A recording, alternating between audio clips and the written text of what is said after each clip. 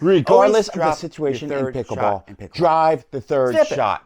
I'm trying to do a segment. Varying opinions, the downfall of our society. Pickleball lovers, please subscribe, please leave your comments, and don't forget to have a good day. You tried living in my head. This was the easiest segment I've ever made because I talk to myself all the time. And that's Anna Leigh Waters with a beautiful drop. She can drive, she can drop, she's 15, she's a superstar. And that's her mom, Leigh. She is a multi-sport athlete, extremely good, has a beautiful speed up, right? So that drop was offensive. It set up a dead dink, and her mom took advantage. When should you drive and when should you drop? If I get a shorter ball in the court, I like to put a lot of spin and drop that ball with mad angle. It sets up the shake and bake without driving. Let me say that again, without driving. If it's really windy in a tournament and I'm going against the wind, I like to drive it. It's tougher to drop against the wind. If I'm with the wind, I would say drop that pretty much 95% of the time. And this is coming from a banger. This was in Phoenix. I played in this tournament. It was really windy, and I believe that playing with the wind from what I remember, so that dropping. Now, this drop was not very good. If she did not have Anne as her teammate, I think most people would have missed that reset. I would have driven that she was back behind the line, drive back at an easier drop. In my opinion, IMO, for the abbreviation if you're texting. And again, Anna can do stuff most people can't do. If you look at this speed up right here, like that's a drop for most people. I wouldn't say that's a good speed up. Here's another scenario.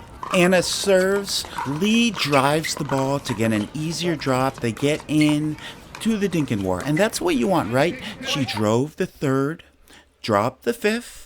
As a general rule, you do not want to drive the fifth shot unless you're me, and then you can drive everything. But let's play percentages because percentages win tournaments. And let's look at a banger and a dinker's point of view. If I get a medium pace ball, not too deep, not too shallow in the court, I just like to drop it. I like to drop it. I like to get to the kitchen. I like to get in dinking wars because I'm not like them bangers. Driving the third shot creates an easier fifth shot drop, and that's probably why you should do it more.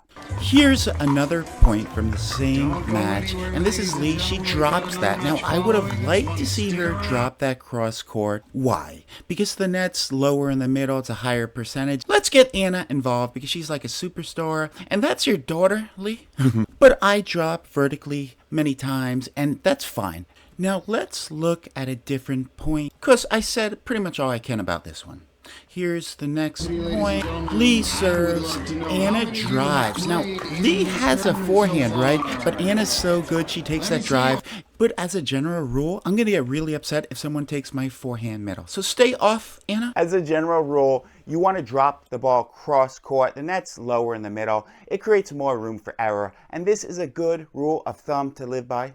As a general rule, drive directly in front of you at your opponent's backhand. This creates less angles because that ball's going pretty fast, so you don't want to create angles for your opponents. An exception to the rule is if you're in a tournament and one of the opponents has a really slow reaction time, I just keep going at them, even if I'm driving cross court. If I have the momentum, I'm going to keep going at the weaker player. Anna serves. Leigh drops it vertically again. I would have liked to see her drop it cross court. She kind of gets Anna in trouble here. Anna's just like phenomenal. She hits a phenomenal shot, but drop it cross court. That's all I'm trying to say. But this was just amazing. Anna just hit a beautiful shot. She did give the ATP, but it was windy that day. That's a tough ATP. So if you can hit that shot Anna hit, I would say do it. I would most likely say drop that middle, dink middle. High percentages win tournaments. I also like to drop if my partner does not have the best reaction times and he's a really good dinker. So why would I put him in a bad situation? I also like to drive the ball because it creates a lot of easy points. Your opponents may miss it.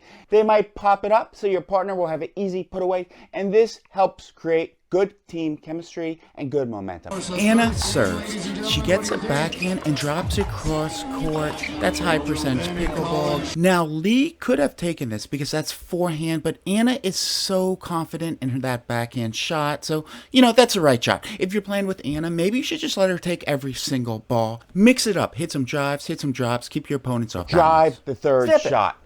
Pickleball lovers, do you always drive your third shot? Do you drop your third shot? No. Let me know. Please No. leave your comments. Please subscribe. And don't forget, if you forget one thing in life, don't forget this. And have a good day.